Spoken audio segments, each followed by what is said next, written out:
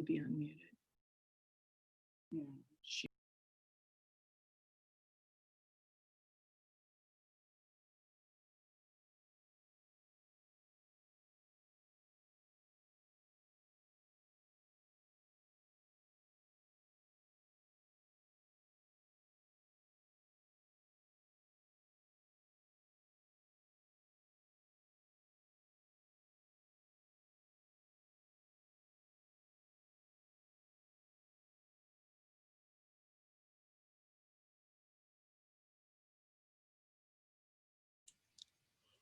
Hello, everyone, and welcome. Our program will begin in just a few moments.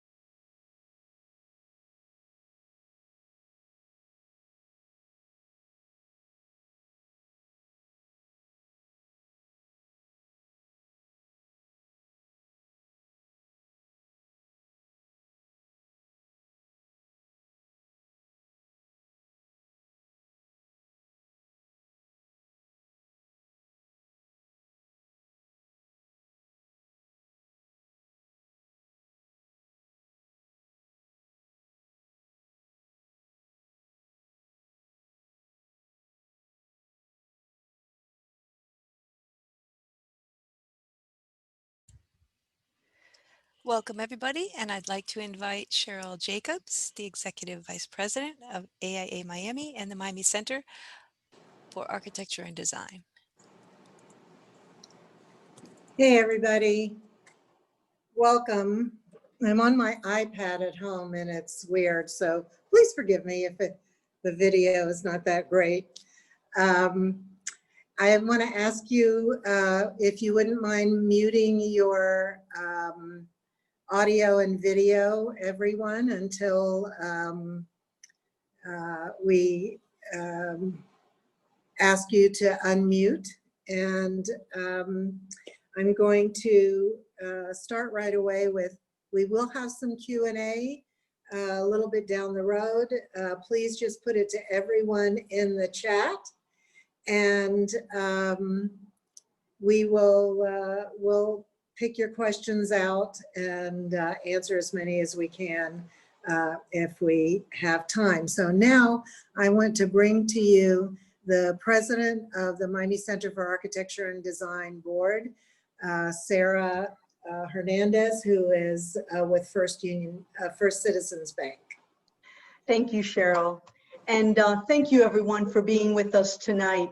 So a couple of years ago, we were thinking about how do we come up with an event that we could showcase for MCAD the leaders in our city that are making a difference in our community.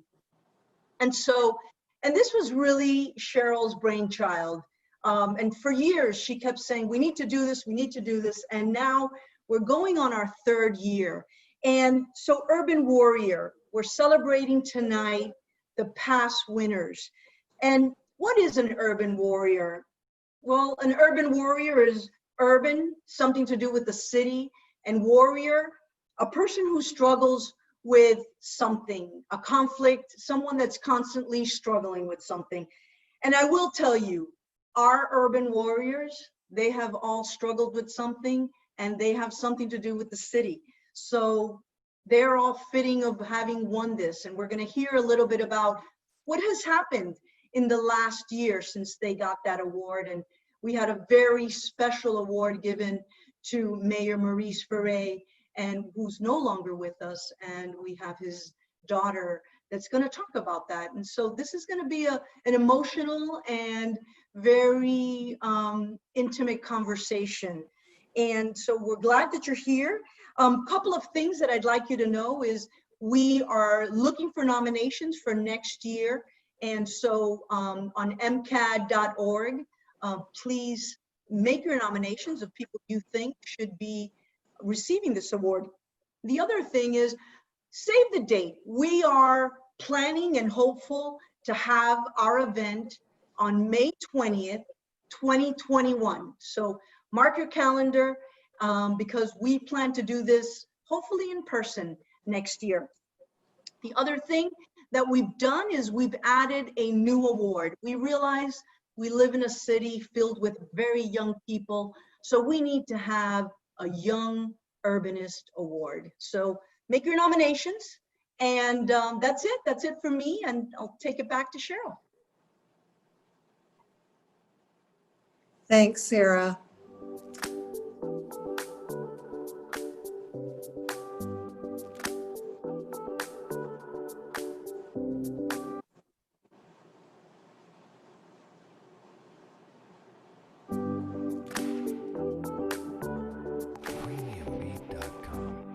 Urban Warrior means somebody who's willing to take a chance to do things that other people just won't. And so tonight we're going to honor the Urban Warriors of this year. So I always like to quote our good friend Larry Gautier.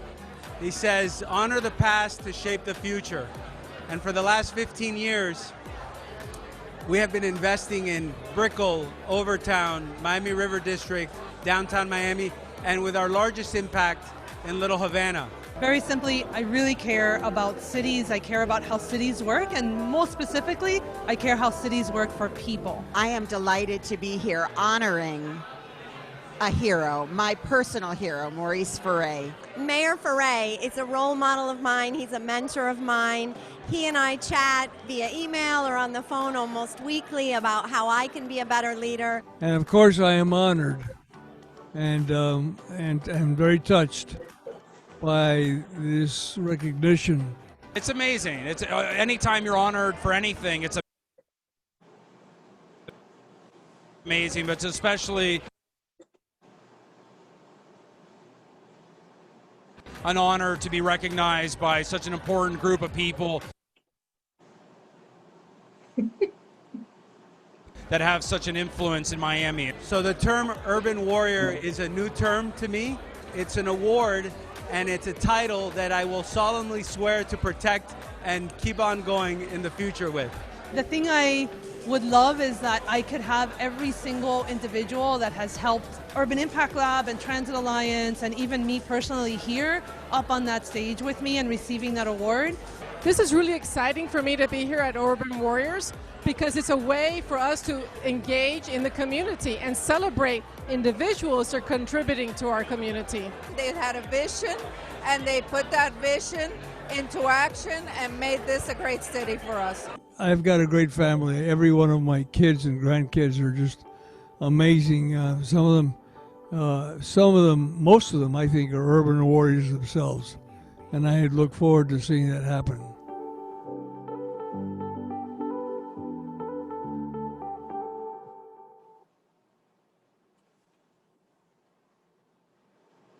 So hi there, everybody. I'm going to go right now. I want to bring to the program Meme Ferre. Meme, if you would unmute yourself. I know you're there someplace. Yeah, I see you.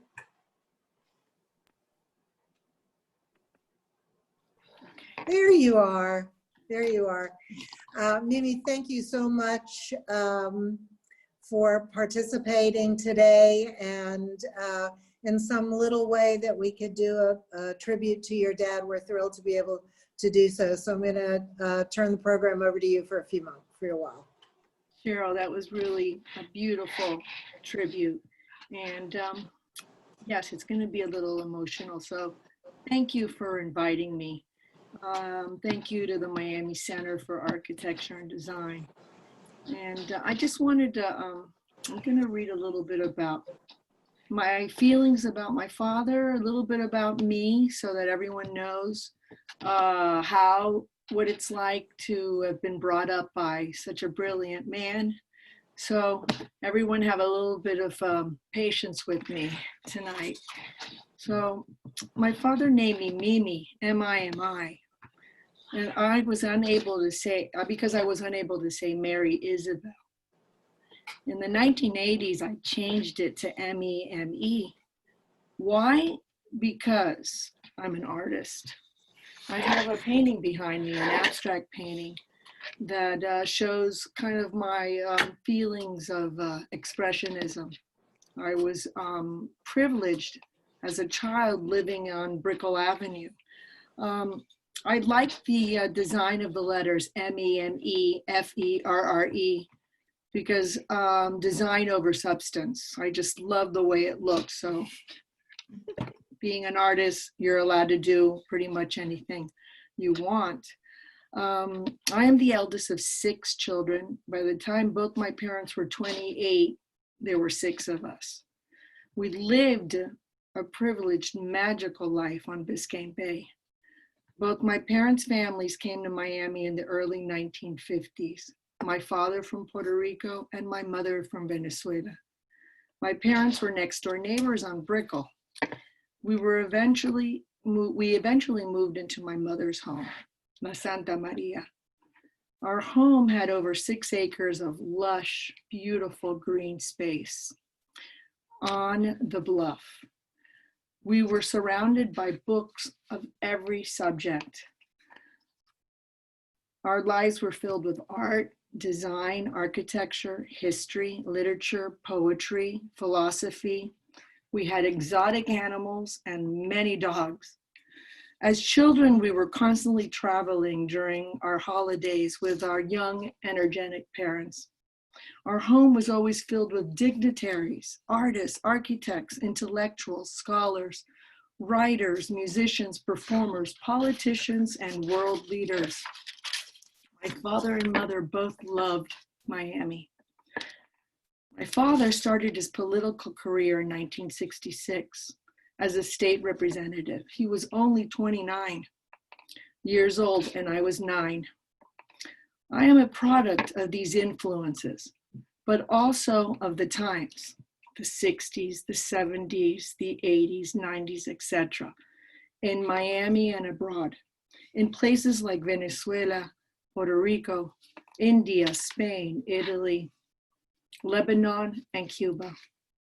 I dedicated my life to art, starting at a very young age, and also art education and art activism. In the 1970s, with Artists Speak for Peace, I was protesting against nuclear disarmament. In the 80s, I did public art, installations, and performance art with the Miami Book Fair and the Miami Film Festival. From 1989 to 2020, I was an art educator with Miami-Dade County Public Schools. I just retired recently, so this is going to be a new chapter in my life the next couple of years. I taught over 10,000 students tolerance, empathy, compassion, citizenship, respect, love for our environment and community through the expression of art education.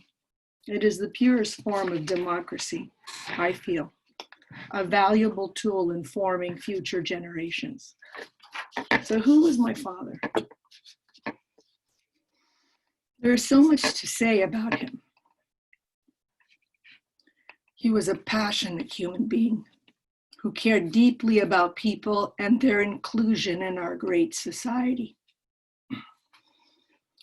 A deep thinker, an intellectual giant, a doer, always trying to find solutions to problems. He was resilient and bold. Each day with him was a day to learn a new fact, a new idea. He loved to read and devoured books. He was a student of history and his mind absorbed it all. He believed that civilization stems from civitas, the Latin word meaning a body of people constituting a politically organized community. He dedicated his life to serving the people. On May 16, 2019, he received the prestigious Urban Warrior Lifetime Achievement Award for his public service to Greater Miami. He wrote a speech that day titled "The Spirit of Miami" that he read that evening. Even though he was battling cancer, his mind was crystal clear. He loved using the word grit, and he had grit. In his speech, he shared 3 points. The first one, Carl Jung's synchronicity of simultaneous occurrences of events on Miami's origins. The second, the great American architect Louis Kahn's concept of genuus loci. And the third, Stephen Covey's book, The 7 Habits of Highly Effective People, quoting habit number 2, beginning with the end in mind. Always the teacher, always quoting history, analyzing and planning what was his mindset. When he quoted Louis Kahn's famous question to his students, what does a brick want to be? What does an arch want to be? Saying that Louis Kahn always concluded that good building had a spirit, and that in creating places, there was always a defined genius loci, from Roman mythology, meaning the protective spirit of a place. He loved the word title Urban Warrior and felt honored to be one, and also stated that night that his children and grandchildren would also be urban warriors for our community, to pay it forward, an essential core value for him, the importance of giving back. As my good friend Mitchell Kaplan knows, the importance of books and stories. This year, the book, The Year of Dangerous Days, written by Nicholas Griffin, was released based on Miami in the year 1980, when Miami was awash in drugs, crime, immigration, and social unrest. Miami's first Latino mayor, Maurice Ferre, was looking not north, but south and Latin America to invigorate his city, the New York Times. My father believed that Miami was poised to be the bridge of the Americas because of its geography and diversity of people. He was mayor of Miami from 1973 to 1985. In the turbulent years, he was 46 years old. In that turbulent year, he was 46, and he had just become a grandfather. Reading this book this year felt even more impactful, given the current state of affairs. And I often think about how my father would be leading or navigating us through today's challenges, or perhaps just guiding and inspiring us. He was always teaching us the importance we all have in reshaping our collective Miami for all. Local leaders like Meg Daly shared her thoughts in the Miami Herald this week on how much we miss our parks and public spaces during this time of quarantine, and how we can transform our underutilized spaces in new ways, like she is with the underline.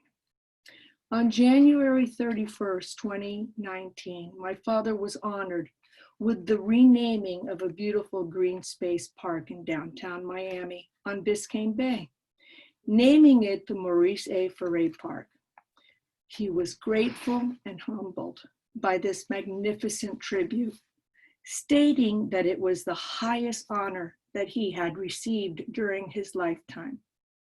Quoting that day, "I am only the vessel that holds the honor in your name. The substance that goes in this container vessel is very simply described as we the people. This park is dedicated for we the people of Miami."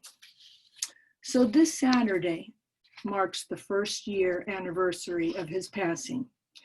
He stayed active in politics and world events, receiving friends, historians, writers, lending his voice and knowledge to op-ed, radio programs and institutions, and urban mobility.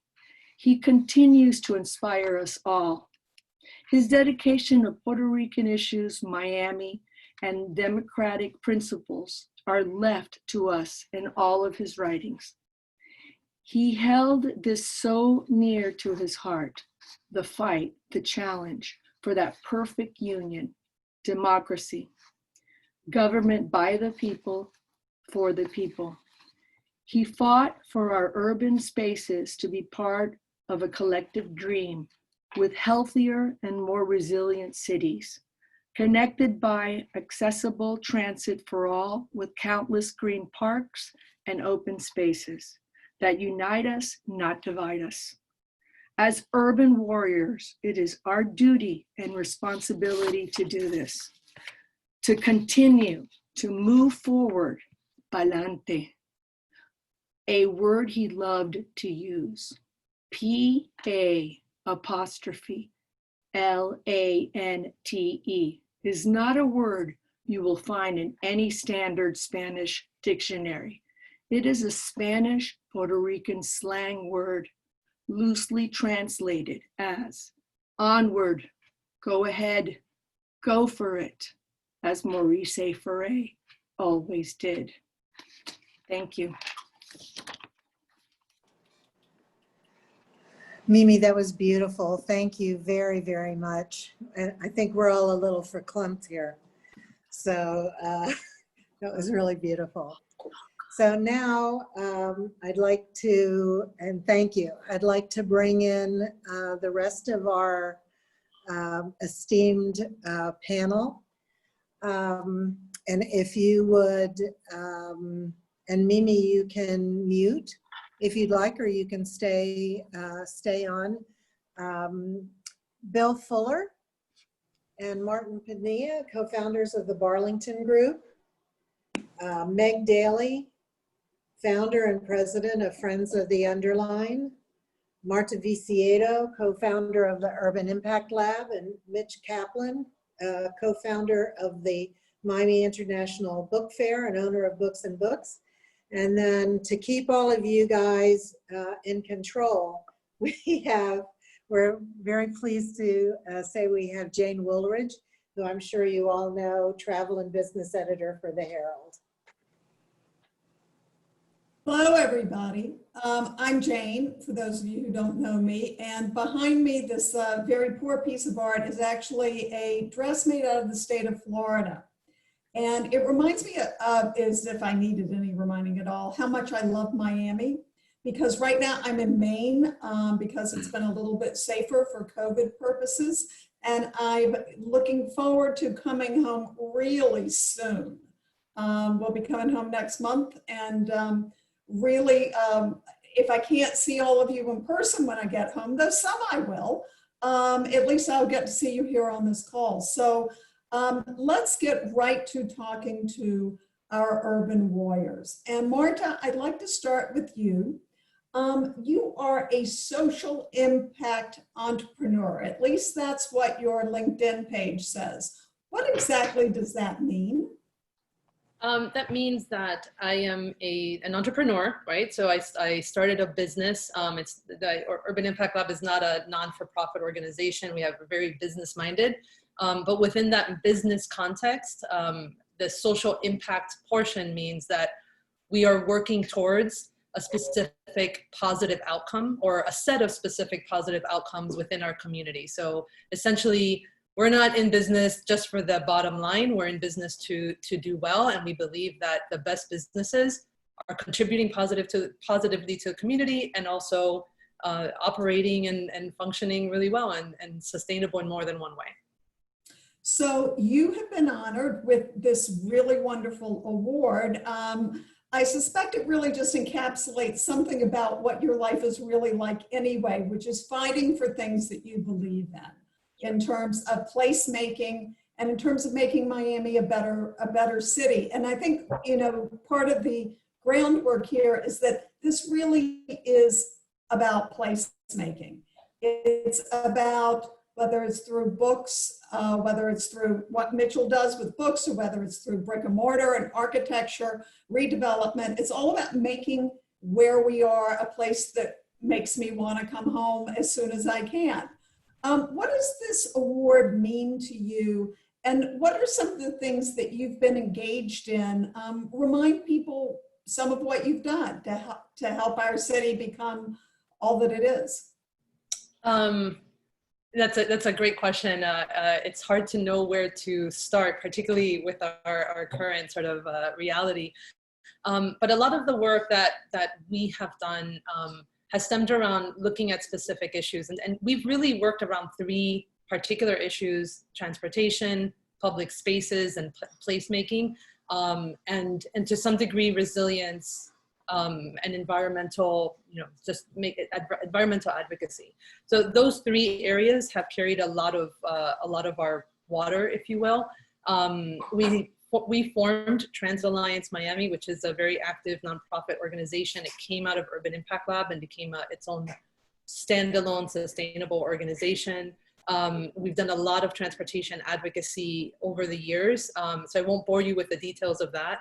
But I think a little bit more on the ground, we have worked with residents across communities, Little Havana, and I've had the pleasure of working with people like Martin and Bill. We've worked in North Miami, we've worked in Alapata, and in a number of different communities, really one-on-one with community members, helping them understand what makes their community great, helping them become placemakers, helping them understand what a great park, what working with somebody like Meg, what the tremendous work that is being accomplished with the underline, what that means to them and how they can advocate, support that work, get involved, so that it's not just about that one project. They learn to advocate for their community. They become, it becomes a lifelong process of being able to contribute positively. So we've done a lot of that work, one-on-one community. We've worked in parks. We've worked with the Miami Foundation for a number of years, supporting their Public Space Challenge project. And through that program, we've easily helped 150 to 200 projects get off the ground and come to life. So it's been a really great journey. And I think the most amazing thing for me is that it hasn't just been what I want to do or what I think needs to happen. It's really listening to people that understand what it is that they need in their community and helping bring that to life. And that's really fulfilling, at least from my perspective. That's really wonderful. I think that listening is a skill that I maybe came to a little bit late in life, but I have to say it's been very rewarding skill to have developed. So Martin and Bill, you too are involved with physical placemaking in a very important way. Adaptive reuse, it's a great term, but it's even greater in practice. And I think about when I first came to Miami, which was, I hate to tell you this, but about 30 years ago, a little bit more. And it was a really different place. I don't think that then we had quite the same appreciation for heritage and historic architecture that we've developed. You all have helped lead that movement with your redevelopment of Little Havana and some other neighborhoods. Tell us more about your work. Martin, I'll start with you. Oh, sure. Thank you to the Miami Center of Architect and Design, and to Cheryl and to Sarah so much for having us, and Jane, thanks for your time today. And My name's Martin Pinilla. I'm a co-founder of Arlington Group. Bill Fuller is my partner for 16 years, and we've been side by side, boots on the ground, really grinding through the projects that we've been bringing to fruition. We're both from Miami, and we love Miami very much. And a lot of the things that you said earlier, Jane, are very true to the ethos of our company, in the sense that our mission is to make Miami a better city through the work that we do. And we've been investing in emerging markets in Miami for close to 20 years, and buying beautiful buildings and filling them with hand-selected operators that fill those buildings, with a great soul and help attract people that maybe haven't visited those neighborhoods in a long time into those neighborhoods. And so we're passionate about the work we do. It was very inspiring to hear Meme speak about Maurice, and to know that we have had such strong leaders in Miami, that we can look back to his work and take inspiration from that. So Bill, tell us a little bit more. Right now we're all living in this world of what seems like endless uncertainty. I keep getting texts from friends that say, will this ever end? But you all are looking a little bit further out. In the post-pandemic world, whenever that comes, what neighborhoods will you and Martin be looking at and focusing on as you continue your journey? Yes, quickly. Thank you as well to everybody on the panel, to the fellow panelists, and also Mimi. I second Palante. I think that is a really progressive, very fun word and very impactful. So that's a beautiful word that he championed. Miami is always evolving. In the last 15 years, we've seen the proliferation of neighborhoods in a way that we had never seen before. The urban infill, the proliferation of the movement into the urban core, the development, the vertical development that we saw. And really, we have been in a really exciting moment up until COVID, which it included, when I first grew up, or growing up in Miami, first it was Coconut Grove, and then it was Miami Beach. There was nothing else you did on a Friday and Saturday night. And nowadays, I can think of 20 neighborhoods. It doesn't even matter if it's a small corner in Kendall. It's relevant, and it's got like an urban feel, and it's got real life to it. And so what Martin said is correct. We really have focused on building these neighborhoods mainly through the tenants that we've selected and the people that occupy our buildings.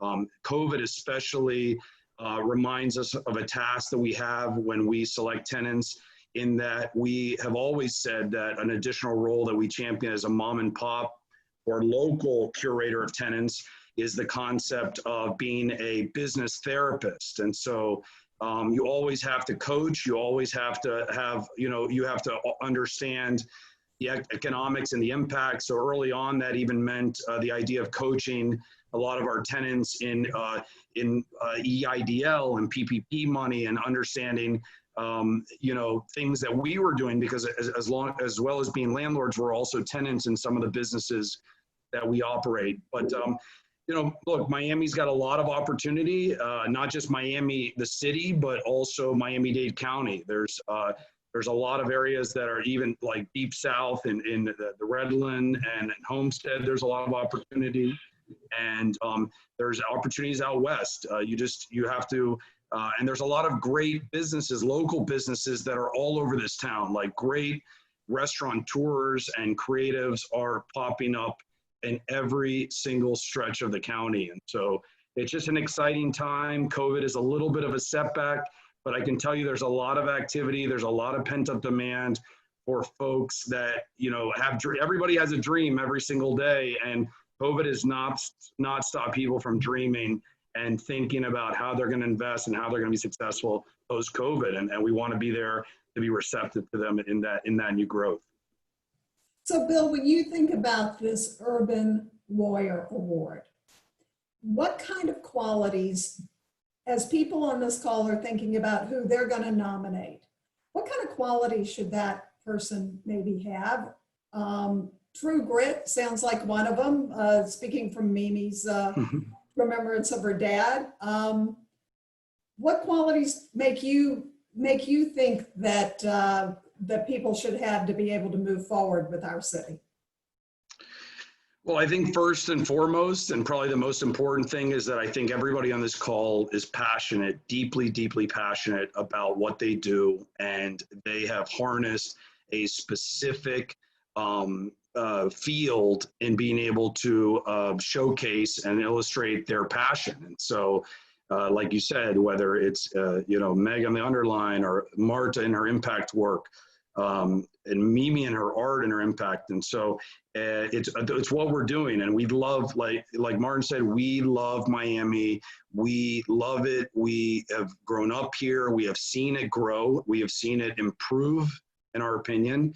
And we know that we can help move the needle, that everybody, especially the people that are in this organization, every one of them has such a meaningful impact on the pulse of Miami. And so that really is what I think, I would say, passion and focusing in on sharing what your either art or your skill set or your profession, and making Miami better. Look, it's the collective of all of us. That's really what it is. And it's really fun to be part of it with people that are just so deeply caring of this city.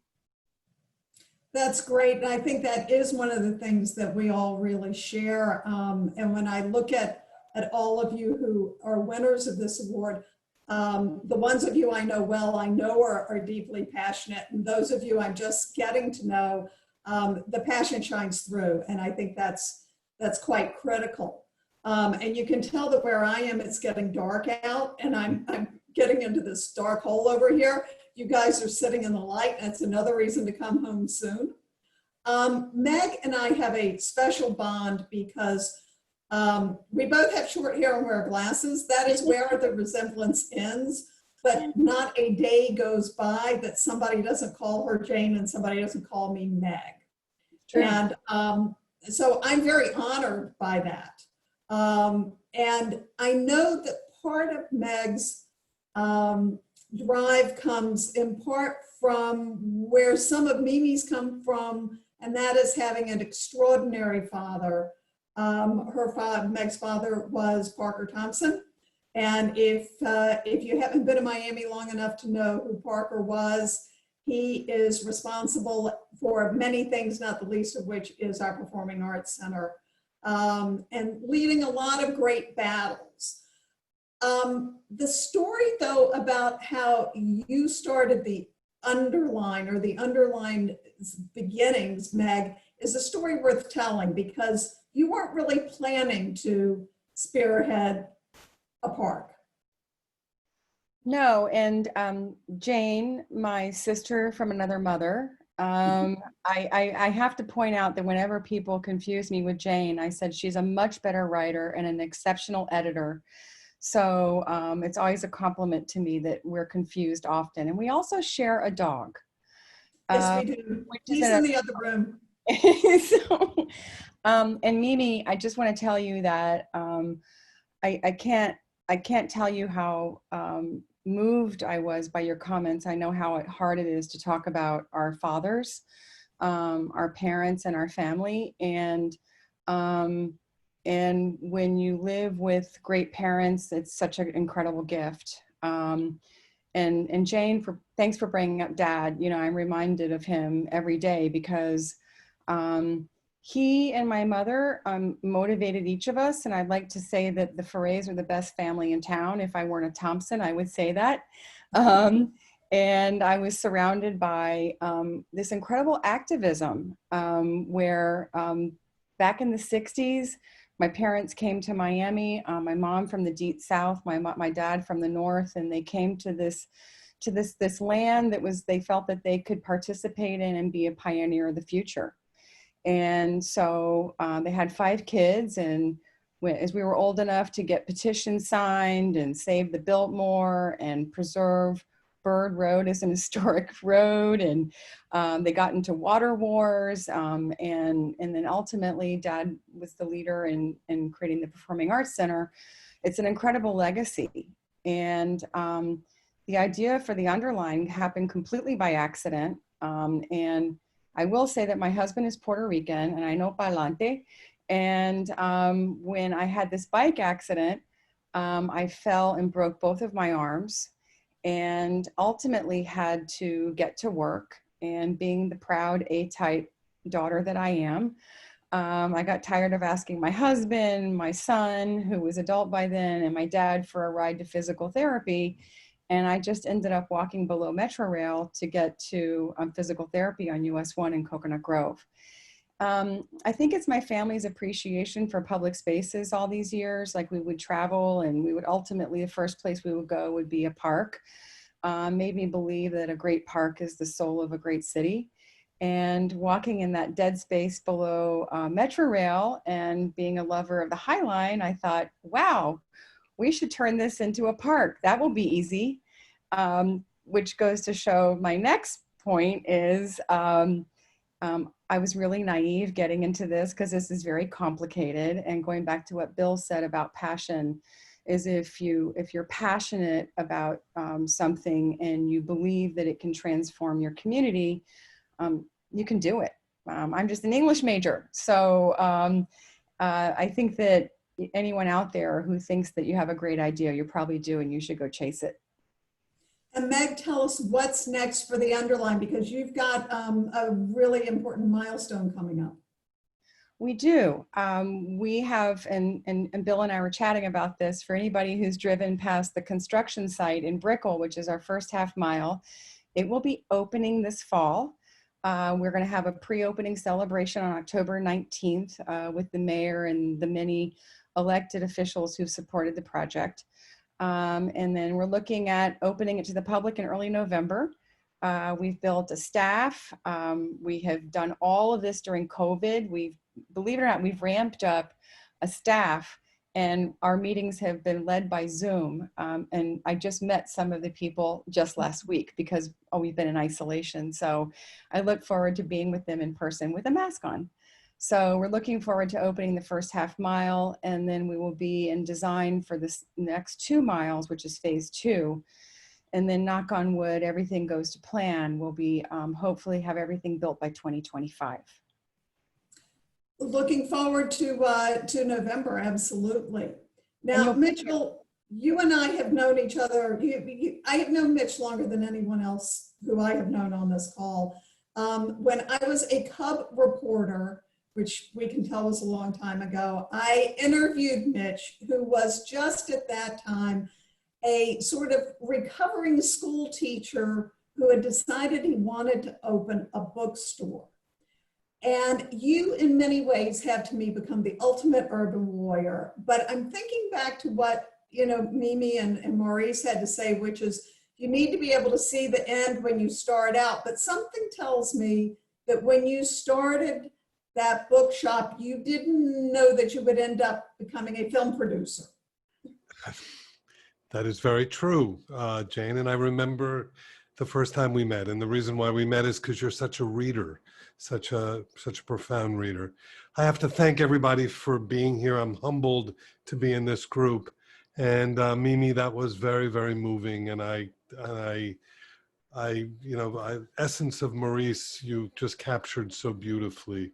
And Meg and Mimi, and listening to both of you, I realized that this becomes what we do often is we walk in the shadows, or we stand on the shoulders of others. And in your case, it's your fathers who, have left us. I also lost my father last year, who I grew up in Miami. My dad was a union lawyer, one of the first union lawyers in Florida. He worked for Florida Rural Legal Services. He then did pro bono work for Cesar Chavez. So I also grew up in that progressive tradition. So I think what took me down my road, and why I did what I did and took the road less traveled, which was not only was I a recovering teacher, but I was also a recovering law student as well. I left law school before I started teaching. And I think what took me down my road was the ability to make a difference in the town that I lived and I grew up in. And I grew up in Miami, and when I opened in 1982, almost 40 years ago, we all know that Miami was at its kind of lowest point at that point. And to have a seat and watch Miami remake itself is kind of astonishing and brings me such great satisfaction as well. But I also have to say, and with this group that we're all gathered together when we talk about urban warriors, we also have a responsibility, and that's a responsibility to understand how interconnected we are. It's not just Miami in a vacuum or Miami in a bubble. We are part of a larger community because I think when you look at Maurice and you look at Parker Thompson and you look at some of the great leaders that we've had over time, I think we have to be very honest and say that we wouldn't be in this situation right now if we had that kind of leadership, which we don't have nationally. And you know, I don't want to turn this into something else, but it's impossible not to be on this kind of a Zoom without saying that the responsibility that we all have is certainly to Miami itself, but we also have the larger responsibility to make sure that what is happening now is not repeated in the future, and that we do not find ourselves in a situation with leadership that is so toxic, causing all of these guys like Bill and Martin and Meg and Marta and what Meme has done to set us back years and years and years. And we are set back. And I'm very worried about the Miami of the future, to be honest. If we want to really be truthful about it. I've been in retail for 40 years. I've never seen such a slaughter going on in the retail and restaurant world right now as I have seen over the last 4 or 5 months. And I don't know what's going to pull us out of it. We need better leadership. We need to be able to pull ourselves out of it. Otherwise, all of the progress that we've made here in the city can disappear in a poof. I lived on Miami Beach I left in 1972. I remember Lincoln Road when Lincoln Road was nothing, but you know, that people wanted to tear it down. They wanted to open it up, all of that. You know, we could be right back there if we're not careful. And, you know, we need to take care. And when you talk about what a bookstore does and what I do and why I do what I do, I think it's about civic engagement. It's about bringing people together. And you know, there was a study that came out by the NEA a few years ago that said if you read a book, anybody who reads a book, one book a year, you are much more prone to be civically engaged than if you're not a reader. If you don't read a piece of fiction or poetry during that year. And that's kind of what my mission is. And when you ask me, Jane, what did I think when I started, you know, this whole thing? To be honest, it was a passion play for me. You know, I never imagined that I would be doing it for 40 years, but I never imagined that I wouldn't be. It wasn't like you know, a lot of people in business open a business and they think about the end game, how they're going to sell to get out. For me, I just want to do this for the rest of my life if I can. And I know that I'm rambling, but you know, it really is important to me when I look at these people in front of me to just reiterate the fact that what I've learned over these 40 years living in Miami and watching leaders come and go and watching mayors come and go and council people come and go and county commissioners come and go and individuals, you know, do what they do like Meg and Bill and Marta and Martin and Meme. I realize that we have to make sure that leadership is something that we pay very close attention to. I applaud what you say, and I have to say that here in Maine, one of the things that's quite fascinating and very unlike where we live, where we all have lots of opinions, is that people here, when they do their political ads on television, they don't say whether they're a Democrat or a Republican. It's fascinating to watch. This is a place that is very focused on what they call Mainer qualities and the main quality of life. And I think what unites everybody on this panel and probably in this call is that everybody is a real believer in the Miami quality of life. We live in a city that we're so lucky to be in. And it is that passion that will hopefully carry us forward and carry us into what we can hope will be a bright future, though this month that's not looking that bright. So I want to thank all of you for what you give to the place that I get to call home.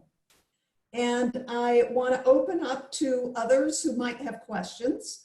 If you want to type those into the chat, I will be glad to ask them. And if you don't, I'll keep asking questions and you'll have to listen to me, which is never that entertaining.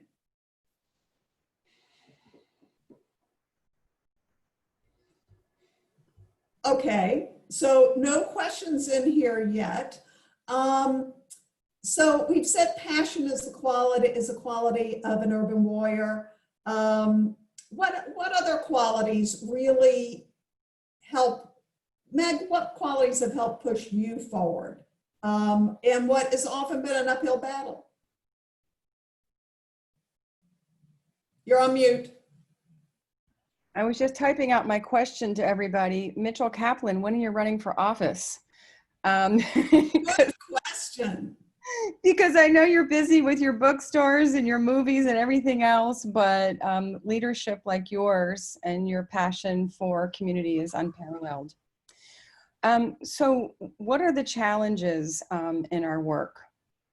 I think to not sound pessimistic, mediocrity is probably a challenge. I think that there's a lot of people who haven't seen greatness or experienced other communities that are doing really special things or met people who are doing incredible work.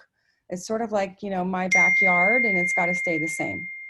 And I think that it is, and maybe mediocrity isn't fair, but I think maybe just sort of closed-mindedness is always a challenge. The second one is when you're leading big projects and you're trying to be change agent, money always comes into the mix. And money is always challenging. And then when you're doing third is when you're doing something out of the box, money's even harder because funding sources are not dedicated to industrial reuse projects. So those are some significant challenges. You've managed to overcome them with a lot of perseverance. Martin, my husband's an architect and I know a little bit about and I'm in the business I'm in. So I know a little bit about how government interacts with people trying to create new uses of buildings sometimes. How is the government though, and we all love to complain about the permit process, that's a given. So give us the other side of that coin. How has government helped you all push forward on some really remarkable redevelopment projects? Sure, and I love the term Meg used of industrious readaptive use, and you know most of our projects, you touched on it, on an adaptive reuse, are ones that we've worked on, and under the Miami 21 code, if you wanted to rebuild the buildings that were touching in these neighborhoods, you couldn't, right? You had different parking requirements and different setbacks, and so you know. The legislation or the code that's been laid out in Miami 21 has assisted us tremendously in achieving what we're doing. When we're taking residential buildings and converting them into restaurant buildings, and you know, at the end, we're looking to develop a neighborhood and a sustainable neighborhood. And there's so many parts that come into play in trying to create that. And so, you know, it's what Meme touched on and what Mayor Ferre touched on last year in his speech of thinking of what the end is first is so important. And, you know, we have our offices in the heart of Little Havana. We spend, you know, have spent 15 to 18 hours a day there. And we're active via our work and through nonprofits to really drill down and see how we can create policy to help bring everybody up in the neighborhood. And so through our efforts in the nonprofits, I think government has also been instrumental. You know, there are still hurdles, but I do agree with Mitch very much that leadership at every level is so key and so important. And I also agree with Meg that being open-minded and realizing that you know, we have to change. It's the only thing we can count on is change. And I think it's what allows anybody to really move forward. It's not necessarily who's the strongest, but it's who can pivot and who can adapt to the change the best. That I think with that type of mindset and working together as a collective, I think we'll continue to make the city better. Speaking of pivots, and I probably should have asked this question first, but I've asked it so often over the last 6 months, I sometimes forget it's still much on people's minds. Mark Tropridge is asking, how are different ones of you helping other businesses or tenants to survive and pivot in this moment? And Bill talked about that a little bit. Marta, I want to turn this one to you because you're working often with community groups, which is both inspiring and sometimes a bit like cat herding, I think. How are you advising people to make a pivot in what is just, I hate the word unprecedented, but this is an unprecedented time? No, absolutely. I actually really appreciate the question because I'll be very frank, an organization like Urban Impact Lab is, because so much of our work takes place in public spaces and with people, the impact is, let's just say it's not insignificant. It's huge, and it has forced us to pivot significantly from what we were doing. I mean, it's the story that you hear everywhere, but everything that our organization was doing completely crumbled within just a couple of weeks. Everything that we were on the path for was evaporated. And so what we ended up doing internally was we just had I mean, again, it's thanks to an amazing network of people, so many people that are on this webinar today, not just the panelists, but so many people that are present and so many people in our community. We were able to work with city community development and Microsoft Philanthropies. What we did was we launched essentially a resource hub that's called Access Helps or Access South Florida. And that was very much online. It's not necessarily our favorite way to quote unquote do business, but it was what we needed to do. And what we did was very much in the spirit of how we work. It's a very user-friendly portal that anticipates people's like immediate needs. So if you can't pay rent, if you're an individual, if you're a small business and you are really worried about making payroll, what are the enormous amount of resources out there that you can access? Now, the point of the portal was to make sure that it was extremely user-friendly, and it wasn't just a list of resources, but it was targeted to each individual within whatever they were experiencing. So we have been able to pivot focused on that, and then we've been able to use that tool to work with a number of our partners, organizations like Branches, organizations like Catalyst, Hispanic Unity of Florida. So they're using that kind of a tool to help the individuals that they're sitting on one-on-one phone calls or webinars with. We helped a number of organizations get PPP, very much like Bill and Martin. PPP dollars, SBA IDL dollars. Currently, Miami-Dade County has their RISE fund. So that's the kind of work that we're doing, and that's how we're reaching our community. But I don't want to say we're doing enough, because it doesn't feel like enough. I mean, we know that there are residents that are suffering through significant isolation.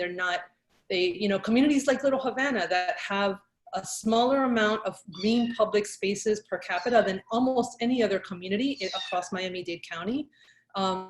Those communities are hurting just because they can't get out and take a walk and be in fresh air. That's so necessary. So there's a lot of work for us to do, and we're hoping, like Meme said, right? And she was thinking about her students and getting back in the classroom, because children need to touch and feel and play with things. We all, as adults, we need to touch and get out there and get active and see other humans and things like that. So that's a little bit of what we're doing. And I know I'm also rambling now, but that's how we're looking at it. Well, it is a great reminder, and I think we were very lucky last winter to all be in a place where you could get outdoors. Better if you were near a park, but at least most of us could get out of our houses. I'm going to ask one last question from the group chat here, and then we're going to have a lightning round to close off. So I have a question from Tony Quam, whose last name I probably just massacred, my apologies. But the question here is, how can we include the minorities in our community so that we all stand together and that we have a truly inclusive city? Because as much as we talk about being a great place for diversity in the melting pot, we really aren't. We often stay in our own silos, and whether that's by neighborhood, ethnicity, religion, whatever it is. How do we create a more unified community that allows a place for everybody, thinking about really focusing on our local picture? And Mitch, I'm going to go to you. That's really wonderful. I mean, for me, it's always been about creating the biggest tent you can possibly create. That's what we did when the Miami Book Fair happened. We decided to use books as a means of bringing people together from the disparate communities that we have. And in understanding that we would introduce other people's sensibilities to new writers that they might not have understood. So for instance, early on, Toni Morrison came to town before she was very well known. And so clearly she was introduced to people who hadn't read her before from the white community. So it was a way of bringing the African-American and the white community together. Similarly with programs that we had in Spanish and Latin American authors that we brought early on. And that is actually kind of what I always felt like the bookstore or public spaces could be. It could be those third places after work, after home, those third places that you go to meet neighbors, to converse, to let ideas kind of be discussed. You know, Miami's it's a very mobile city. We were in cars a lot. So we really need to create that urban experience where people are just hanging out and bumping into one another. And I think that's the way you bring people together, is by bringing them into your community, having them understand that, you know, that we're all one, basically. And to dovetail a little bit on your last question, this will make sense, I think. One of the things that we had to do very carefully because of this pandemic is move very quickly into the virtual world. So we're primarily, you know, we sell online. All of our events are like this. They're all virtual. And in fact, one of the things I'm going to have to do is thank all of you, because I'm going to have to go to another virtual meeting right now that starts in about a minute that I can't be late for. So I just want to thank you for inviting me to come tonight. Meg, you're amazing. You guys, congratulations for all that you do. And Meme, I love you, and your dad will always have a really strong part in my own life. One of the things that we've done on the film side of my life is that we were very lucky to option Nick's book, The Year of Dangerous Days, and we're hoping to turn it into a very significant limited series. So as I told Meme, we're looking for somebody to play her dad. And I'm pulling for Oscar Isaacs. I think he would make a perfect Maurice Ferre, but Okay. we'll see. But Anyway, thank you okay. all. Thank you No, all. thank you, Mitchell. I think I'm the one that knows you the longest, though.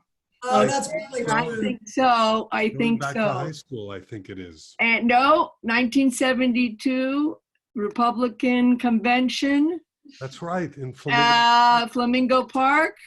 Oh boy, This is ancient history for most people. ancient, but it started our activism. Yep. Yep. That's great. Mitch, Well, thanks thank for you being all. with us. I know you have to go to another gig. For the rest of you, we have one lightning round of questions, and it is this. Tell us who are some of the unsung urban warriors, some of our unsung heroes in Miami that you think about, that you think other people should know about or know about the work that they're doing. And maybe you're going to get drawn into this round. So everybody be thinking really fast. And because I know Meg Daly is fast on her feet, Meg, you get it first. So I'm going to shout out our partner at the county. Her name is Irene Hegedus, and she has the job of transit enhancement. She's our project manager through the county, but she's also leading waterborne transportation. You know, we talked about, I'll keep it quick, but I know we talked about our complaints about government. I think there are some incredible people in office and in staff that are truly unsung and don't get the pat on the back they deserve. Thank you for that. Martin, who are you going to throw out as someone you'd like to give a shout out to?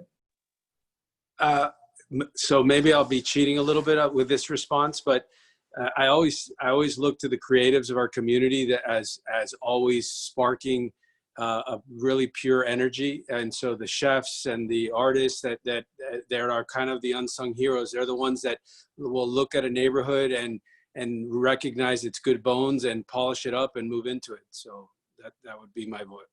That's a good one. Bill? I'm gonna shout out to Chris Rupp, Executive Director of Dade Heritage Trust. Chris is an amazing leader. She's taking Dade Heritage Trust to the next level. Dade Heritage Trust has just recently purchased a Little Havana fourplex. It's taking control of a Loomis Park cottage, and she's really transitioning the organization into not just talking and about advocating historic preservation, but about actually acquiring and making a historic preservation a sustainable initiative. And I just feel like we're on the ground floor of an organization that is going to own and manage and create real magic in the most beautiful properties that have really just been ignored and don't have the capital and the leadership to preserve and push forward. So Chris Rupp is my hero in that, and I spoke to her this morning, and she's just always full of energy, and I'm behind her. That's great. Marta, who's on your list? Everybody on everybody that the rest of the panelists has mentioned, as well as one individual, Gloria Romero Roses, which many people may not know, but she's a former Miami fellow, has been working in Miami in very different vantage points, real estate and development. She's a business owner, a couple of different hats that she wears. But one of her most significant and recent contributions is that she is an amazing champion for women leaders, and she is currently just, all the neck deep in helping our female candidates, political candidates, move forward. And with her thoughtfulness, her thoroughness, she's very process driven. She is kind of like strapping on a little bit of a jet fuel pack, and really making strides as a human being or as a woman. It depends, wherever you might be coming from. And she's just amazing. I also do, though, I just want to echo what Meg said, because there are so many administrators within so many of our government agencies. I mean, government gets a pretty bad rap. But just today I was talking to Neil Schaefers, who works at the Miami DDA. I mean, and he's just one example. So many people are just amazing. Their dedication is outstanding. So That's it. There's so many more though. I just want to say. That's terrific. Mimi, who are you shouting out at? I think that word dedication is so key. And there's just so many people in Miami that are so passionate and dedicated in their field. The person that comes to mind is Susanna Baker from Wynwood. She's been pushing Wynwood for years, and I went to the groundbreaking the couple days ago of the Puerto Rican Chamber of Commerce, and it's taken 10 years for this to happen, and it's right on Fifth Avenue, and that is just something amazing that finally there's going to be a building dedicated to the Puerto Rican community in Wynwood. So Susanna Baker is definitely an urban warrior for me. I love that. I'm going to give my own shout out to Mindy Solomon, who is a gallerist on the Upper East Side, who has organized other gallerists to create the Sunday morning gallery brunch walks that some of you may have been to, and she is really forever trying to help the whole gallery community.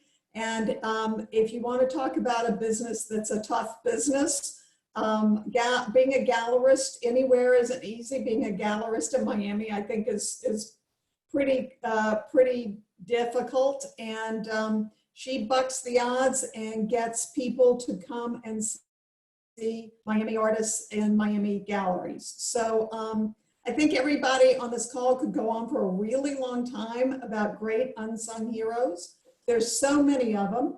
We want to thank everybody for being here this evening, and I'm turning it back over to Cheryl.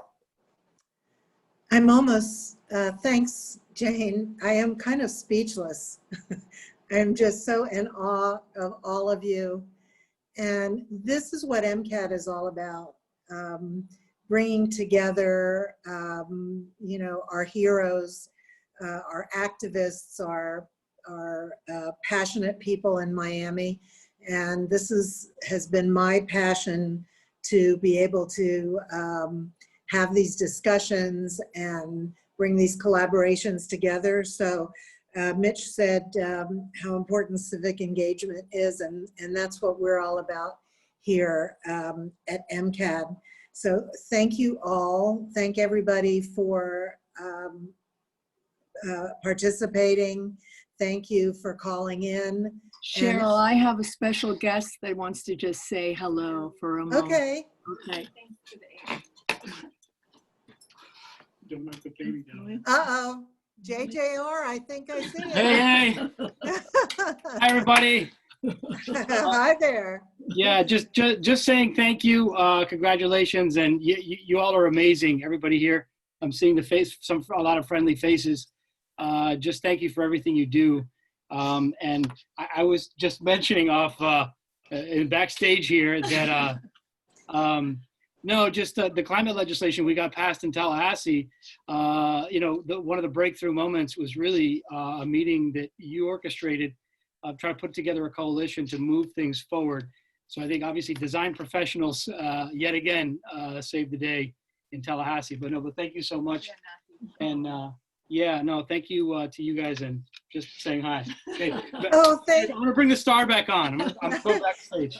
Thank you, Senator. So I'm going to let you go, but you have to wait before you hang up, because we want to make sure that you nominate your urban warrior. The deadline is December 18th. It's on our miamicad.org website, and we have just a little 60-second video, if you would stay on for that. And I don't know if everybody is having an issue with seeing it, but I'm having on my iPad. But anyway, please stay on for that. Colleen, let that video go. And everybody, thank you so much. Thank you, Cheryl. you, Cheryl. Thanks, Amazing. everybody. And Jane, thank you. Come to Miami soon. Yeah. Thank you all.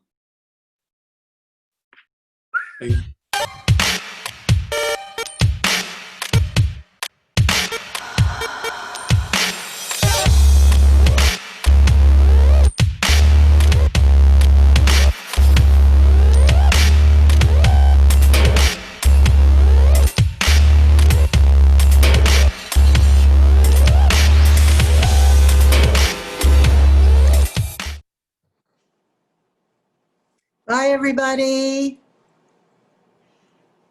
Thank Thank you, everybody. Bye. Bye. Thank you. It was wonderful. Great job. Wonderful, wonderful. Thank you. Woohoo. Great. Thank you. Thank you. Thank you. Thank you, everybody.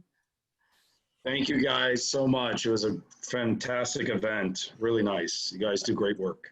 No one wants to go Wonderful. home. I know.